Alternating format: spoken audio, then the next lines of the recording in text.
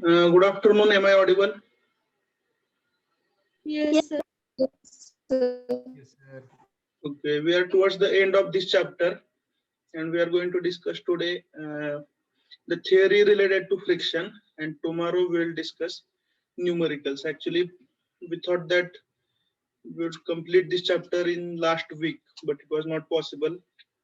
We have done more practice on Lam's theorem. I hope you are comfortable with it. आज जरी थोडा वेळ राहील तर आपण अजून एखादा प्रॉब्लेम पाहूया लॅमेस थेरमचा. Is that okay? Okay, sir. Yes, sir. Okay. Today we are going to discuss slightly easier part. एक छोटासा आणि सोपा पार्ट आपल्याला बघायचा आहे. त्याच्याविषयी इन जनरल आपल्याला काय म्हणतात कॉमन सेन्सनी किंवा 7वी 8वी फिजिक्स शिकतो तेव्हापासून माहिती आहे. Okay. And that part is related to friction. तर हा सोपा पार्ट आहे. And it can give you good marks in the examination. So we know that friction is basically the resistance to the motion. Whenever a body moves against a surface or any other body, then or when two surfaces come in contact with each other, then if one surface tries to move, it is resisted by some force, and that force is called as frictional force. तर ज्यावेळी एखादी body move करायचा प्रयत्न करते त्यावेळी काय होणार आहे, त्या मोशनला रेजिस्टन्स क्रिएट होणार आहे, आणि त्या रेजिस्टन्सला आपण काय म्हणतो, फ्रिक्शन असं म्हणतो. बरोबर आहे. So basically friction is a resistive force. Okay. Then the force of friction, इथं बॉटमला एक छोटीशी डायग्राम काढलेली दिसते बघा. So any surface which appears smooth to our eyes, okay, if you see it under the microscope, it will have number of irregular surfaces. कुठलाही surface आपल्याला किती जरी स्मूथ दिसत असेल तर ऍक्च्युअली तो जर आपण अंडर मायक्रोस्कोप पाहिला तर काय असणार, त्याच्यामध्ये इरेग्युलर क्रेस्ट अँड ट्रफ असं स्ट्रक्चर आपल्याला दिसेल. and whenever there is motion, okay, there is interlocking of this crest and trough. तर हे इरेग्युलर सरफेसेस जे आहेत, दोन सरफेसेसच्या टॉपला असणारे, ते एकमेकांमध्ये इंटरलॉक झाल्यानंतर काय होणार आहे, एक रेजिस्टन्स क्रिएट होणार आहे. Okay. Then how does the force of friction act? Force of friction म्हणजे रेजिस्टन्स आहे, त्यामुळे बेसिकली तो कसा ऍक्ट होणार आहे, जी डायरेक्शन ऑफ मोशन आहे एक्सपेक्टेड त्याच्या अगेन्स्ट तो जाणार आहे, म्हणजे तो मोशनला रेजिस्ट करणार आहे. मला वाटतं जास्त काय डिटेल यात काय म्हणजे असं एक्सप्लेन करण्यासारखं नाही ना, या गोष्टी आपल्याला माहिती असलेल्या आहेत. बरोबर आहे. Next, force of friction it depends upon what? So it depends upon the nature of surfaces. If the two surfaces are rough, then force of friction will be more. If the two surfaces are smooth, the force of friction will be less. So this is about the force of friction. काय काय सांगितलं बघा force of friction विषयी. Am I audible? Yes, sir. Yes, sir. तर force of friction हा basically काय आहे, resistive force आहे. बरोबर आहे. त्यामुळे तो ऍक्ट कसा होतो, opposite to direction of motion. बरोबर आहे. फोर्स ऑफ फ्रिक्शन तयार कशामुळे होतं, तर कोणताही सरफेस आपल्याला स्मूथ दिसत असेल तर त्याला क्रेस्ट अँड ट्रफ किंवा इरेग्युलर सरफेस असतात, आणि ह्या इरेग्युलरिटीज लॉक झाल्यामुळे काय होतं, तर त्या सरफेसच्या मोशनला एक रेजिस्टन्स क्रिएट होतो. बरोबर आहे. स्मूथ सरफेस असेल तर फ्रिक्शन कमी असेल, रफ असेल तर फ्रिक्शन जास्त असेल. लिहून घेता एवढं? Yes, sir. एकदम सोपा पार्ट आहे. आज मला वाटतं समजून घेण्यापेक्षा लिहायचं काम जास्त असेल. असू दे, एखादं लेक्चर असतं असं कधीतरी, कधीतरी सोपं पण काहीतरी पाहिजे ना. बरोबर आहे ना? Yes, sir.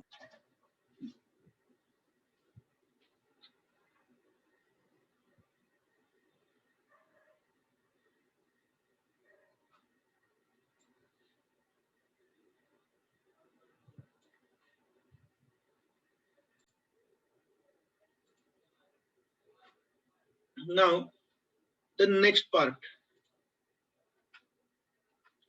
limiting friction. Okay, I'll give you one example. Please don't read anything. Otherwise, take maybe 30 seconds for reading, then I will explain. कारण नॉर्मली काय होतं, कुठलंही चित्र समोर दिसली आपण ते ऑब्झर्व करायला प्रयत्न करतो. ऑब्झर्व करा 30 seconds, then I will explain.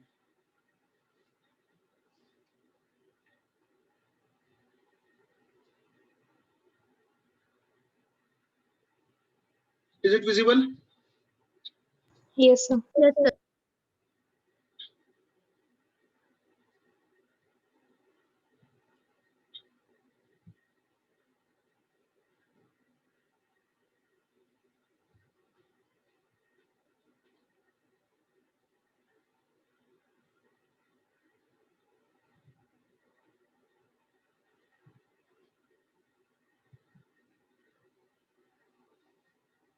Shall I explain now?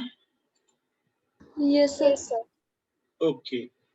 I'll give you one example. मी तुम्हाला सांगितलं की पीपीटी वाचणं हे कधी शिक्षकाचं काम नसतं, बरोबर आहे का? एक उदाहरण देऊन मी तुम्हाला हा पॉइंट समजावून सांगतो लिमिटिंग फ्रिक्शनचा. आपण ऑब्झर्व केलं असेल की समजा घरामध्ये एखादं कपाट आहे किंवा एखादा जड असा टेबल आहे, बरोबर आहे, आणि आपण तो पुश करतोय, असं एक्सपिरियन्स असेल आपल्याला सर्वांना. कुठली जड गोष्ट पुश करण्याचा आपल्याला एक्सपिरियन्स आहे. What do we observe while pushing that thing? कुठलीही जड वस्तू जेव्हा आपण ढकलायला सुरुवात करतो तर आपला काय एक्सपिरियन्स असतो सांगा? तर आपल्याला जाणवतं की सुरुवातीला आपल्याला खूप ताकद लावावी लागते, बरं. Means we have to apply more force for pushing that particular object. Okay, but the object doesn't get pushed. एखादी जड वस्तू आपण ढकलायचा प्रयत्न करत असलो, ऑफकोर्स विदिन आवर लिमिटेशन्स, तर सुरुवातीला आपण किती जर ताकद लावली तर ती वस्तू हलत नाही, आणि नंतर एका मोमेंटला ज्यावेळी तो ऑब्जेक्ट मूव्ह व्हायला सुरुवात होते, बरं का, तर तिथून पुढे तुम्ही थोडासा कमी फोर्स जरी लावला तरी त्या ऑब्जेक्टची मोशन कंटिन्यू राहते. Have you experienced it? Yes, sir. Yes, Okay. sir. So why does it happen? Okay, so it is because of the concept called as limiting force of friction, or it is also called as limiting friction. तर याच्यामध्ये आपण हे डावीकडचे diagram पहा. We consider one object. Suppose that object is applied with one force towards right hand side. एक object आहे जो floor वरती rest करतोय आणि आपण त्याला कोणत्या बाजूला फोर्स लावलेला आहे? राईट हँड साइडला, बरोबर. हा अप्लाइड फोर्स आहे, बरोबर आहे. इन ऍडिशन त्या ऑब्जेक्ट वरती ऍक्ट होणारे फोर्सेस कुठले असतील? So weight W of the object acting in the downward direction, normal reaction acting in the upward direction. Normal रिएक्शनला दोन प्रकारचे सिम्बॉल वापरले जातात. कधी कधी त्याला R म्हणतात रिएक्शन असल्यामुळं, कधी कधी N असं पण म्हणतात normal reaction. Depends upon the book you are referring. ठीक आहे, तर हे टोटल 3 फोर्सेस आहेत. कोणते कोणते? Weight of the object, then normal reaction and the force or the thrust which is trying to cause the motion. ठीक आहे, आता हा ऑब्जेक्ट या हॉरिझॉन्टल सरफेस वरती रेस्ट होतोय, त्यामुळं इथं फ्रिक्शन तयार होणार आहे, बरं का. आणि हा रेजिस्टिव्ह फोर्स जो आहे फ्रिक्शनचा, हा opposite to direction of motion असेल, म्हणजेच कुठं असेल? लेफ्टला. Any doubt till now? No, sir.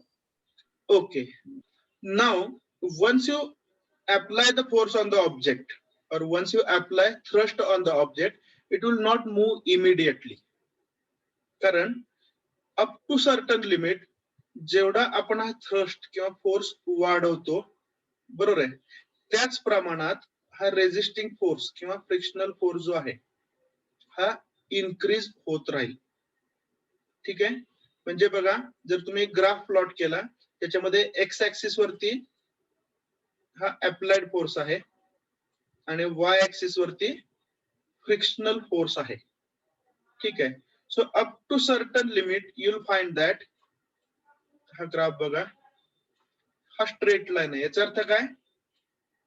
If you go on increasing the force, then the frictional or the resisting force will increase proportionately. जेवढा तुम्ही फोर्स अप्लाय करता तेवढाच फ्रिक्शनल फोर्स हा वाढत जाणार आहे अप टू सर्टन लिमिट. ठीक आहे. पण एक स्टेज अशी येणार आहे की हा जो रेजिस्टिंग फोर्स आहे, ओके, इथपर्यंत एक्स ऍक्सिस वरती अप्लाइड फोर्स आहे, लक्षात येते का? वर्टिकल लाईन दिसते. Yes, sir. हा, आता जर तुम्ही इथून पुढे अप्लाइड फोर्स इन्क्रीज केला तर काय होईल? जो फ्रिक्शनल फोर्स आहे त्याचं अप्पर लिमिट हे संपलेलं असेल आणि तिथून पुढे जो अप्लाइड फोर्स आहे हा काय करेल? It will cause motion of the object. काय काय सांगितलं आता पण बघा. एक उदाहरण देतो. हा समजा एक ऑब्जेक्ट आहे, ठीक आहे. एक नॉर्मल उदाहरण बघा. समजा टेबलवरती एक मोठं जड बुक ठेवलेलं आहे, बरोबर. बुक बँक कधी घ्यायची, बुक बँक कधी घ्यायची, तर बुक बँकेमधून मिळालेलं, आठवला ना प्रश्न? जानेवारी महिन्यातला. बघा किती दिवस झाले आपण एकत्र आहोत ना. तर एखादं जड बुक आहे ते आपण टेबलवरती ठेवलं असं इमॅजिन करा, ठीक आहे. आणि आपण एक सुरुवातीला मिनिमम नॉमिनल फोर्स अप्लाय केला, बोटाने त्या बुकला पुश करायचा प्रयत्न केला समजा, तर ते सुरुवातीला पुश होणार नाही. मग आपण काय करतो? थोडं थोडं थोडं फोर्स, मस्क्युलर फोर्स जो आपण हाताने अप्लाय करतो तो वाढवतो. Yes or no? याचा अर्थ काय? सुरुवातीचा काही स्पॅन असा आहे ज्याच्यामध्ये तुम्ही फोर्स अप्लाय करताय but the motion is not getting created. काय बोलतो? लक्षात येते सर्वांच्या? Yes, sir. तर सुरुवातीचा काही टाइम स्पॅन म्हणा किंवा फोर्स मॅग्नेट्यूड असं असेल त्याच्यामध्ये तुम्ही फोर्स अप्लाय करता ऑब्जेक्ट वरती, पण फ्रिक्शनल फोर्स हे मोशन होऊ देत नाही. ओके. आणि एका लिमिट नंतर काय होतं?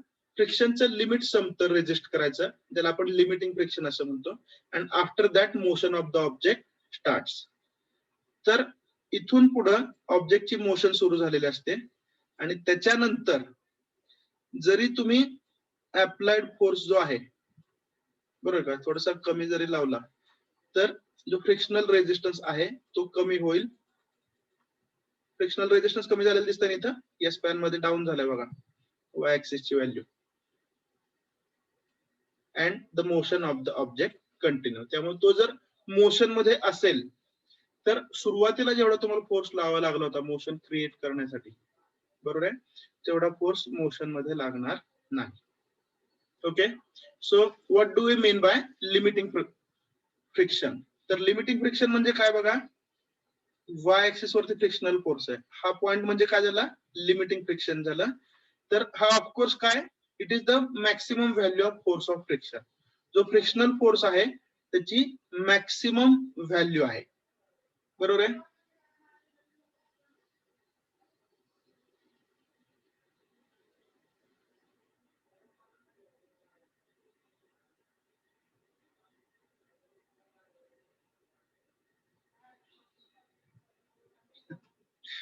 मला वाटत असेल की अचानकच मी काय पाहतोय,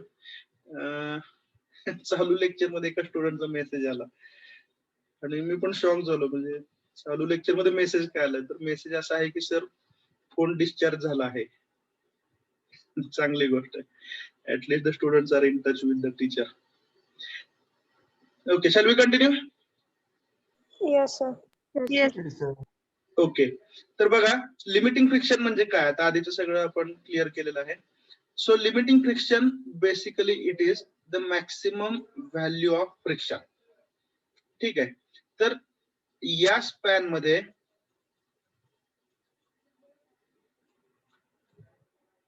तुम्ही अप्लाइड फोर्स जर इन्क्रीज करत गेला तर प्रोपोर्शनेटली काय होतं? फ्रिक्शनल रेजिस्टन्स पण वाढतो. पण या स्पॅन मध्ये देर is no movement or there is no motion of the object.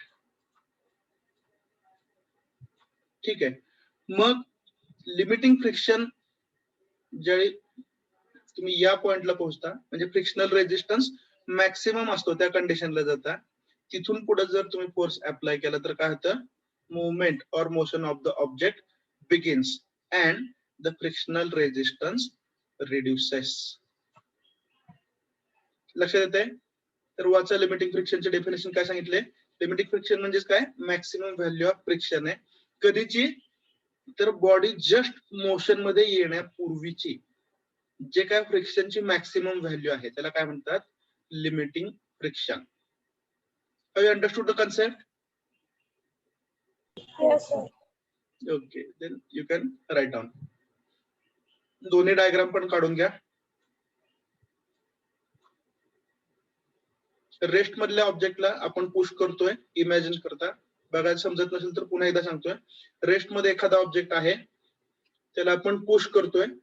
जसं जसं आपण अप्लाइड फोर्स वाढतो तसा तसा फ्रिक्शनल रेजिस्टन्स वाढतो. एक मोमेंट असा असेल की फ्रिक्शनल रेजिस्टन्स मॅक्सिमम असेल आणि त्या इन्स्टंट नंतर मात्र काय सुरू होतं, ऑब्जेक्टची मोशन सुरू होते. ठीक आहे. तर एखादा ऑब्जेक्ट मोशन मध्ये, रेस्ट मधून मोशन मध्ये येण्यापूर्वी जो मॅक्सिमम फ्रिक्शनल फोर्स असतो त्याला काय म्हणतात, limiting friction. Is that clear? Yes, sir. Okay, note down all this things.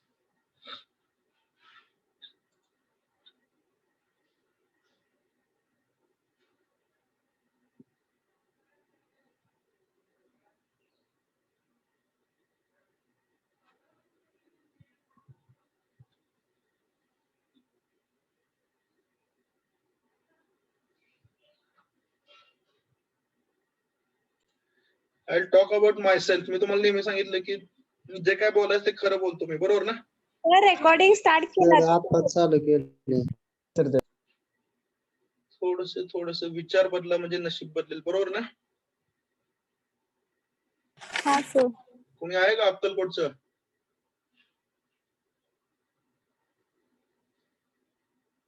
माहिती ना, विचार बदला म्हणजे नशीब बदलेल. सध्या जे काय चालू, yes sir.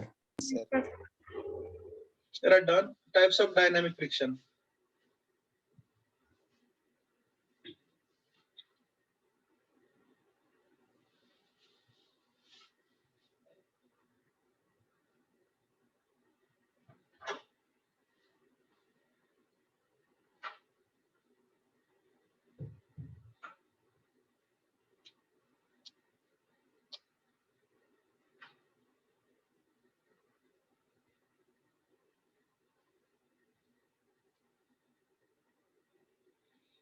I think the YouTube links for almost all the lectures have been uploaded by me. बघितलंय कोणी? Yes, sir. I am having one doubt. ज्यावेळी युट्यूब लिंक थोडेसे कमी पडतात, बरोबर ना? लेक्चर झाले पण युट्यूब लिंक दिसत नाही, त्यावेळी लोक इन्सिस्ट करतात सर युट्यूब लिंक पाहिजे. पण ज्यावेळी मी स्वतःहून त्या लिंक अपलोड करतो युट्यूबच्या, त्यावेळी नंबर ऑफ व्ह्यूज हे खूपच कमी असतात. Why it happens?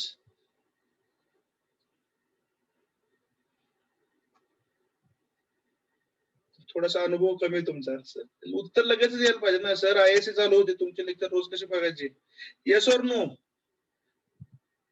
So you should be smart enough to answer this things. Yes और नो? काय बोलतो, बरोबर आहे ना? Yes, sir.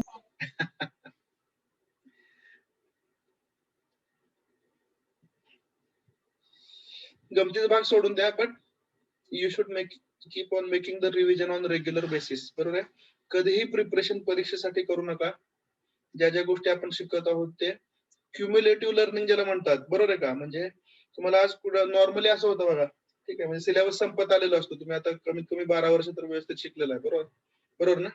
12वी पर्यंत कसं काय म्हणून KG वगैरे सगळं पकडलं. तर मग सिलेबस ज्यावेळी संपत आलेला असतो एखाद्या सब्जेक्टचा आणि अचानक पहिल्या चॅप्टर मधला प्रश्न विचारला तर आपल्याला थोडंसं गोंधळल्यासारखं होतं. येस और no? Yes, sir. So it should not happen. That should be your target. ठीक आहे, त्यामुळे our learning should be comprehensive or complete learning.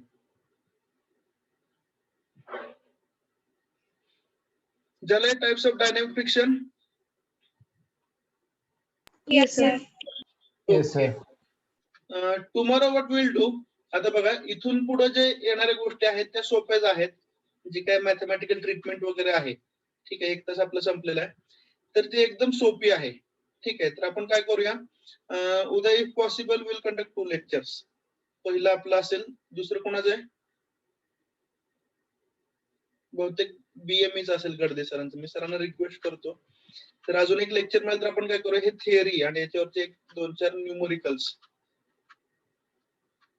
हे आपण उद्या बघूया. चालेल. सर उद्या सुट्टी आहे ना? लेक्चर आहे तर बरं उद्या बुधवार आहे काय? हॉलिडे आहे सर. Sir holiday. उद्या सुट्टी आहे. ठीक आहे. ओके सॉरी लक्षात नाही माझ्या. मी तुम्हाला सांगितलं वातावरणापासून थोडस आयसोलेट असलं की काहीच कळत नाही. कॉलेजमध्ये असतं तर ठीक आहे. Okay wait for 1 minute. I'll take the attendance.